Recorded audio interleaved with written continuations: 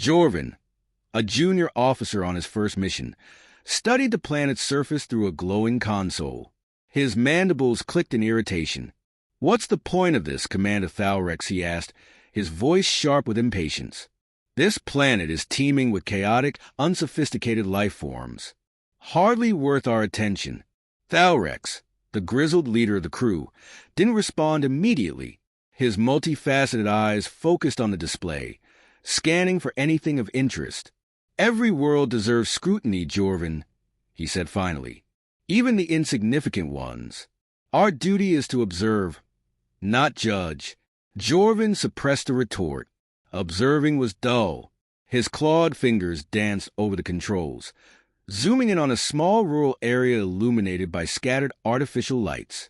His gaze landed on a solitary figure walking down a dirt road, a smaller creature trotting at his side. The human, oblivious to the craft above, seemed utterly ordinary. But the creature, a four-legged furry animal, captured Jorvin's curiosity. "What is that?" Jorvin gestured to the screen. "A domesticated quadruped," Thalrex replied. "Humans call them dogs. They appear to serve as companions." "Companions? Pathetic." Jorvin sneered. His species valued strength and utility above all. The idea of forming emotional bonds with lesser creatures was incomprehensible. Without waiting for permission, he adjusted the craft's sensor array, locking onto the dog. A faint hum filled the cabin as the ship's energy field enveloped the area below. "Jorvin," Thalrex warned, "do not interfere. Observation only." But Jorvin's youthful arrogance drowned out his commander's caution. With a flick of his wrist, he activated a low-intensity beam designed for incapacitation.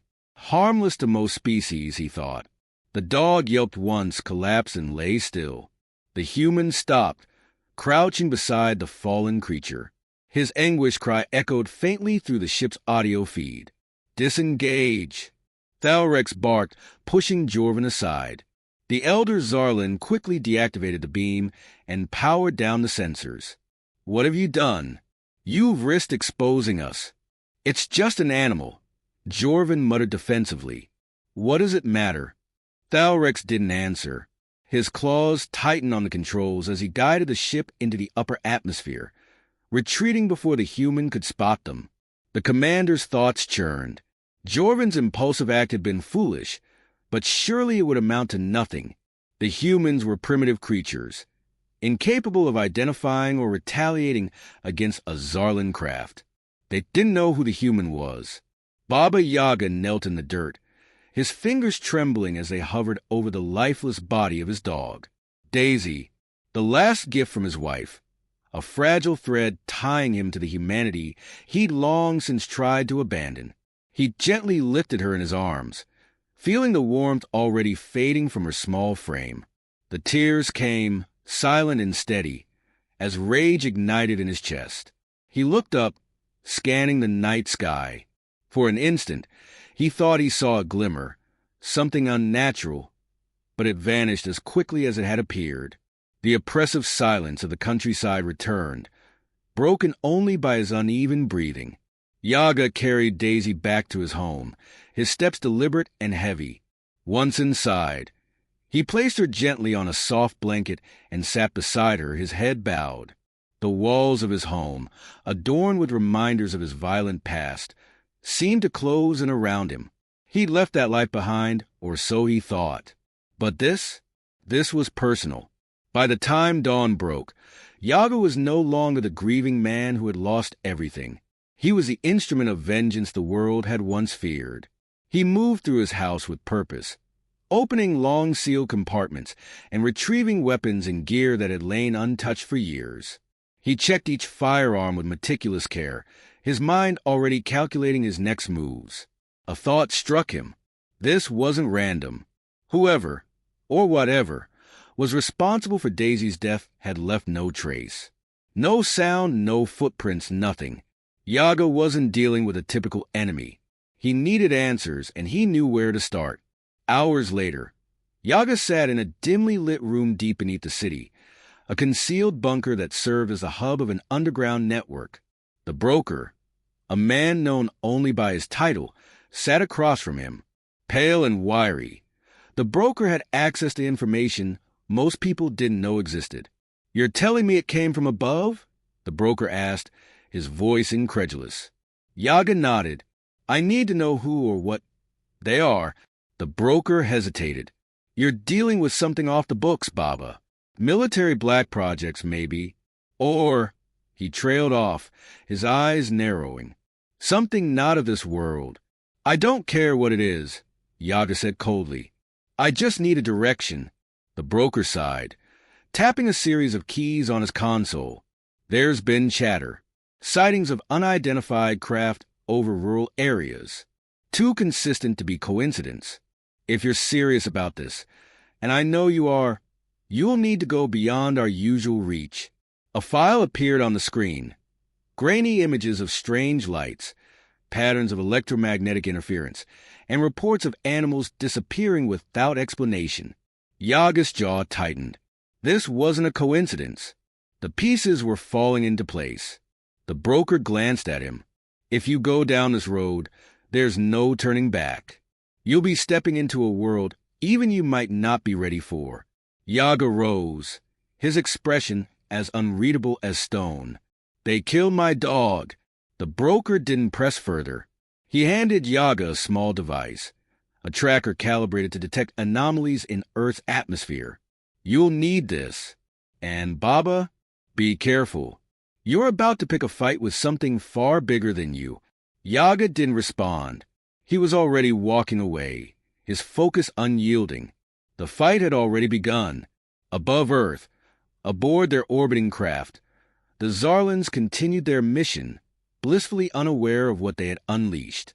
Thalrex had reprimanded Jorvin for his reckless behavior, but the damage was done. The humans, they assumed, were too primitive to pose a threat. But in the quiet void of space, a shadow loomed. Humanity had a champion, and he was coming for them. The cold wind bit at Baba Yaga's face as he stepped off the transport into the dimly lit confines of a forgotten hangar. The walls were streaked with age and oil, the air heavy with the metallic tang of machines long past their prime. At the center of the cavernous space stood a figure he hadn't seen in years. Andrew. The man's build was solid, his sharp features framed by a beard peppered with gray. He was hunched over a console, its screen glowing faintly, casting an eerie light on the workbench strewn with alien parts and half-assembled contraptions. Without looking up, Andrew spoke, his voice gruff. "You don't show up unless it's serious. What do you need, Baba?" Yaga stepped closer, his movements deliberate. "I need access to anything you've got on extraterrestrial tech." Andrew froze, his hand hovering over a cylindrical device. Slowly, he turned to face Yaga, his eyes narrowing. "Aliens? What kind of mess have you gotten yourself into?" "They killed Daisy." The weight of the statement hung in the air. Andrew didn't need to ask who Daisy was or why it mattered. He'd known Yaga long enough to understand the depths of his fury and the lengths he would go to settle a score. After a beat, Andrew sighed and gestured to a chair. "All right," he said, wiping his hands on a grease-stained rag. "Let's talk." Hours passed as Andrew shared what he knew. His years of working in secret on salvaged alien tech had granted him insights few others possessed. He spoke of sightings, anomalies, and energy signatures that didn't match any known human technology. Yaga listened intently, absorbing every detail. Finally, Andrew leaned back and crossed his arms. "If you're serious about this, you'll need more than my help. There's someone who specializes in tracking. Eli. He's off the grid, but I can get you to him." Yaga nodded. "Do it." The journey to find Eli took Yaga deep into the mountains, where snow blanketed the terrain and the air grew thin with altitude. The cabin was hidden among the trees, a structure so unassuming it seemed part of the landscape. Yaga approached cautiously, his senses sharp, but the door opened before he could knock. Eli stood there, lean and wiry, his piercing eyes scanning Yaga with a mixture of curiosity and suspicion. His hair was unkempt, his clothes practical and worn. In one hand he held a bow, its sleek design suggesting custom modifications far beyond the primitive weapon it resembled. "Baba Yaga," Eli said, his voice low and measured. "Didn't think I'd ever see you out here. I need your expertise," Yaga replied. "Tracking something not of this world."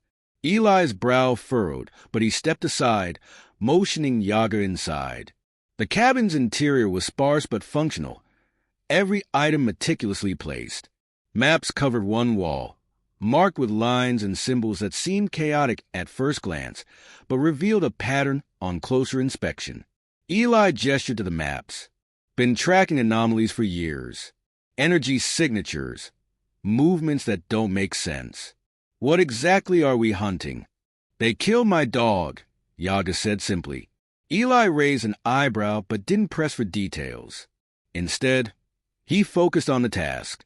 Over the next several hours, the two men pored over the maps and data. Eli's sharp mind pieced together a trail, leading them to an isolated region where the anomalies seemed to converge. "Whatever you're after," Eli said, "it's not going to be easy, but I'll help you get there." Their first encounter with the Zarlans came sooner than expected. Yaga, Eli, and Andrew had tracked an energy signature to an abandoned industrial site on the outskirts of a city. The air buzzed with an unnatural hum, and the ground beneath their feet seemed to pulse faintly with an otherworldly rhythm. Eli crouched low, his sharp eyes scanning the area. "They're here," he whispered. Yaga didn't need to respond. He felt it too, a presence, a tension in the air that set his instincts on edge. He moved silently, his every step calculated. Andrew followed closely, clutching a device that emitted a faint, steady glow. The Zarlan scout was unlike anything they'd expected. Its form was sleek, its armor a blend of metallic and organic materials that shimmered in the dim light. It moved with fluid grace, its limbs elongated and segmented. For a moment, it seemed unaware of their presence, its focus on a device it was manipulating. Yaga didn't hesitate. With a precision honed by years of combat, he raised his weapon and fired. The shot hit the scout squarely in the chest, its energy shield flaring brightly before dissipating. The alien staggered but didn't fall. Instead, it turned to face them, its eyes glowing with an unnatural light. Eli's arrow flew next, striking the alien's arm and disarming it. Andrew activated his device, a pulse of energy rippling outward and disrupting the alien systems. The scout collapsed, twitching as its armor struggled to repair itself. Yaga approached cautiously, his weapon trained on the alien. Its gaze met his, a flicker of recognition passing through its expression. It spoke in a language they didn't understand, its voice a series of clicks and hums. "Can you translate?" Yaga asked Andrew. Andrew nodded, his device emitting a faint hum as it processed the sounds. "It's asking who we are." Yaga crouched beside the alien, his voice cold and unyielding. "I'm the man whose dog you killed." The alien's eyes widened, its body language shifting. It spoke again, this time more urgently. Andrew's device translated the words. "It wasn't meant to die. A mistake. We didn't know." Yaga's jaw tightened, his anger simmering just below the surface. "Tell me where the rest of your kind are." The alien hesitated, then emitted a series of coordinates. Andrew confirmed them, his device mapping the location. It was a Zarlan ship, orbiting just beyond Earth's atmosphere. Yaga stood, his resolve unwavering. "We're going to end this." As the team prepared to leave, the alien scout watched them silently, its glowing eyes filled with something Yaga couldn't quite place. Fear, perhaps, or maybe regret. It didn't matter. They had what they needed, and nothing would stop him now. The hunt had truly begun. The Zarlan mothership loomed in the void, a vast, intricate construct of interlocking alloys and energy fields. Its surface shimmered with a protective sheen, reflecting the distant starlight. To most, it was an impenetrable fortress, a testament to an advanced race's technological prowess. To Baba Yaga, it was a target. Aboard a stolen Zarlan scout craft, Yaga and his team approached the behemoth. The silence in the cockpit was oppressive, broken only by the faint hum of the ship's systems. Andrew sat at the controls, his face illuminated by the pale light of alien instrumentation. His hands moved deftly over the unfamiliar interface, his years of engineering expertise pushing the stolen craft to its limits. "This is insane," Andrew muttered under his breath, though he never stopped working. "Focus," Yaga said, his voice calm but unyielding. He stood behind Andrew, his eyes locked on the mothership. To him, it wasn't a monument to alien superiority. It was the heart of the enemy. Eli, seated near the rear of the cramped cabin, was scanning their surroundings. His bow rested across his lap, modified with alien tech scavenged from their encounters on Earth. He didn't speak, his sharp gaze flicking between the sensors and the viewport. As they drew closer, Andrew frowned. "Their shields are active. If we get too close, they'll vaporize us. Then we find another way in," Yaga replied. Eli tapped the console. "There, a maintenance port. It's small, but if we shut down the engines for a moment, we can drift in undetected." Andrew glanced at the readings. "That's a one-shot gamble. If they notice us—" "They won't," Yaga interrupted.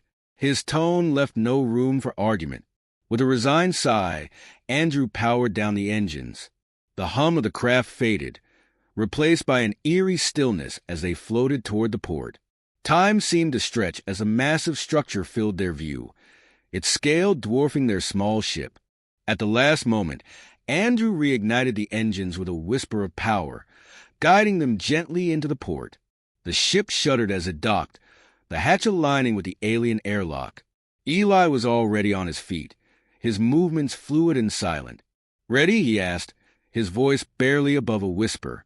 Yaga nodded, strapping on his gear. He carried an arsenal of weapons, human and alien, that he'd meticulously prepared for this moment.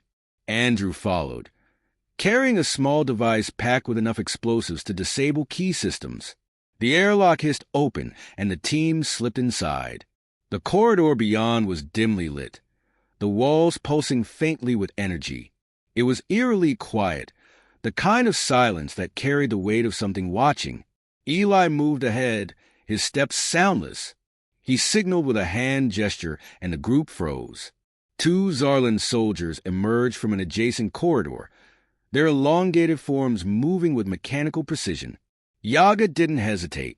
In one fluid motion, he raised his weapon and fired. The silenced shot struck the nearest soldier, its shield flickering before it collapsed. Eli's arrow followed an instant later, embedding itself in the second soldier's neck. Both aliens fell, their bodies crumpling with a faint hiss. "Keep moving," Yaga said, stepping over the fallen enemies.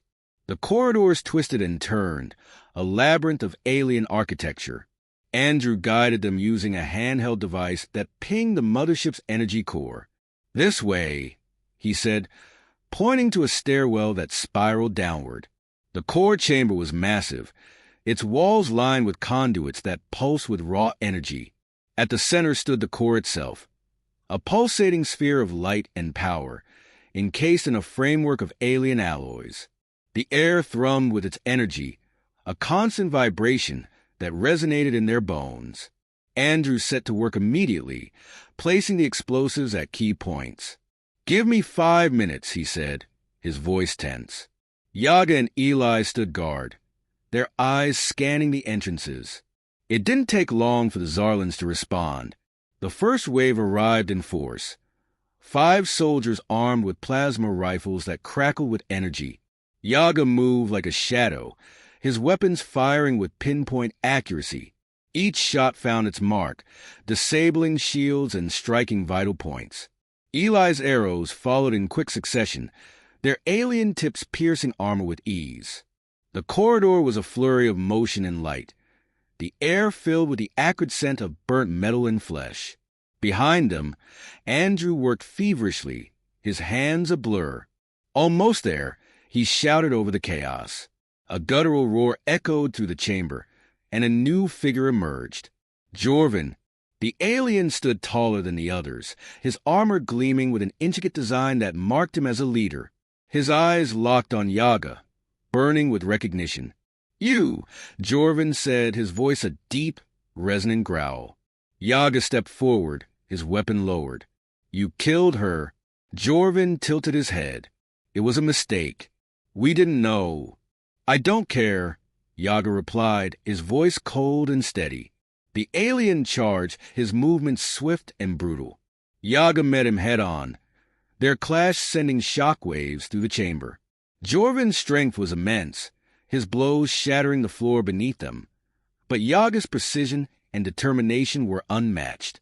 Eli and Andrew continued their tasks, one defending, the other finalizing the explosive placements.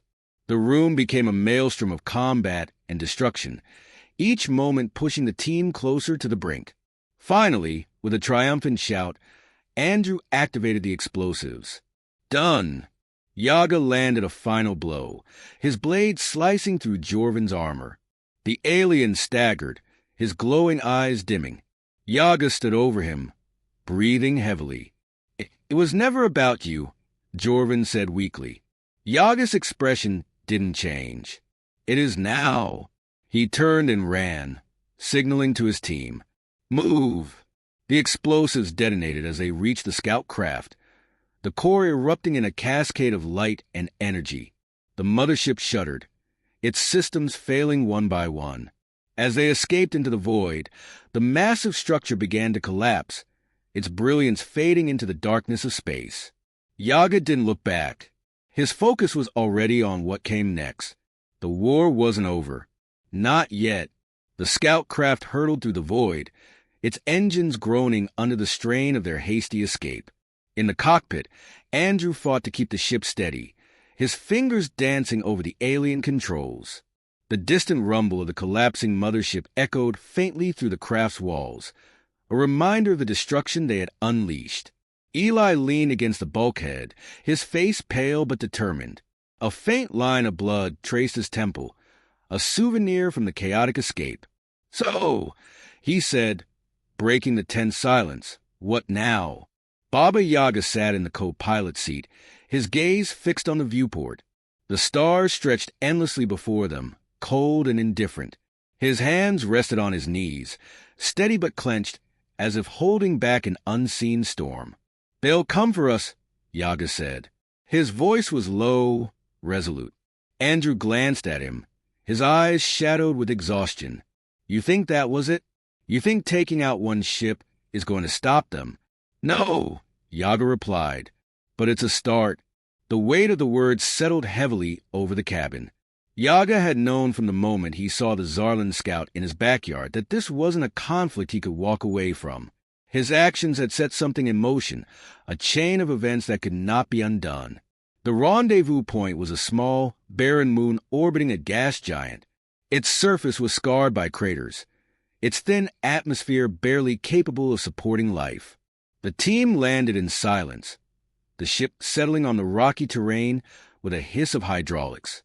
As they stepped out onto the surface, the cold bit at their exposed skin. Eli scanned the horizon, his bow slung over his shoulder. "Why here?" "Seclusion," Andrew said, hefting a small pack of supplies. "And signal interference. They'll have a harder time tracking us." Yaga led the way toward a cluster of jagged rocks, their shadows stretching long under the faint light of the gas giant. He moved with purpose, his steps deliberate. The others followed, their exhaustion evident but their resolve unwavering. They set up a small camp, a makeshift shelter against the harsh environment. Andrew worked on a portable comm unit, his hands steady despite his weariness. "We need to figure out their next move," he said, his voice tinged with frustration. "We can't keep running blind. They'll retaliate," Eli said, his tone grim. "We embarrass them. They won't let that stand." Yaga didn't respond. He stood apart from the others, staring out at the horizon. His mind was a whirlwind of thoughts, each one circling back to the same question. Was it enough? The answer came sooner than any of them expected. The first sign was a faint hum, a sound that seemed to vibrate through the very air around them. Andrew bolted upright, his comm unit sparking to life with static-laden warnings. "They've found us," he said, his voice tight. Yaga was already moving, his weapons at the ready. He glanced at Eli, who nodded silently and notched an arrow. The attack came swiftly. A Zarlan dropship descended from the sky, its engines glowing ominously. It hovered above the camp, its sleek design a stark contrast to the jagged terrain below. From its belly, a squad of Zarlan soldiers deployed, their armor gleaming under the faint light. Yaga moved like a force of nature, his weapons cutting through the alien ranks with ruthless efficiency. Eli's arrows flew true, each one finding its mark with deadly precision. Andrew provided support from behind, using a modified energy rifle to take down shields and disrupt their coordination. But the Zarlans were relentless. For every soldier they felled, two more seemed to take their place. The battle raged across the barren landscape, the ground littered with the bodies of friend and foe alike. Yaga fought with everything he had, his anger fueling his every move. He was a blur of motion, his weapons an extension of his will. But even he couldn't ignore the toll the fight was taking. Eli shouted from a distance, his voice cutting through the chaos. "We're getting overrun." Yaga's gaze snapped to Andrew, who was frantically working on a device he'd pulled from his pack. "What are you doing?" Yaga demanded. "Buying us time," Andrew replied without looking up. Yaga's eyes narrowed.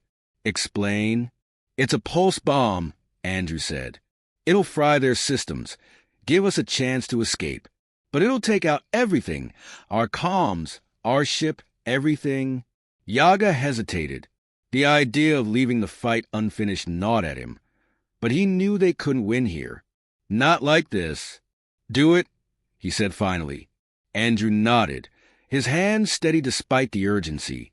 "You two get to the edge of the blast radius. I'll stay and trigger it." "No," Yaga said firmly. "We all go." "There's no time," Andrew shot back. "You want us all dead? Go. Now." Eli grabbed Yaga's arm. "We need to move." Yaga hesitated for a fraction of a second, then nodded. He turned and ran, Eli close behind.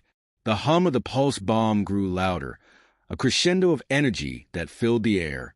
The blast washed over them as they reached the ridge, a wave of light and sound that knocked them off their feet. When Yaga looked back, the camp was gone, replaced by a smoking crater. The Zarlan dropship hovered unsteadily, its systems flickering before it crashed to the ground in a fiery explosion. Yaga stared at the wreckage, his jaw clenched. He knew what Andrew had sacrificed, and he knew it was necessary. But it didn't feel like a victory. Eli sat beside him, his face unreadable. "He gave us a chance," he said quietly. Yaga nodded, his eyes still on the horizon. "And we'll use it." As the faint light of the gas giant bathed the barren landscape, Yaga stood. His silhouette was stark against the sky, a lone figure standing in defiance of an overwhelming enemy. The Zarlans would come again. They would bring their fury, their numbers, their technology. But Yaga would be ready. For every life they took, he would take two. For every blow they dealt, he would strike harder. The price of vengeance was steep, but Yaga had paid it before, and he would pay it again. As Yaga turned away from the smoldering wreckage, the silence pressed against him like a living thing. His mind was already calculating, planning the next move. The Zarlans wouldn't hesitate to regroup. He needed allies, resources, anything that could tilt the odds in their favor. Eli placed a hand on Yaga's shoulder, his grip firm but reassuring. "We'll finish this," he said, his voice steady. Yaga didn't respond immediately. He looked up at the vast expanse of stars, each one a potential battlefield. His thoughts drifted to Andrew, to Daisy, to everything he'd lost, and everything he had left to fight for. "We will," Yaga finally said, his tone resolute. The two men began their trek across the barren moon, their silhouettes fading into the distance. Behind them, the crater still smoked, a scar etched into the surface of a dead world. Ahead lay uncertainty, danger, and war. But for Baba Yaga, it wasn't just a battle. It was personal,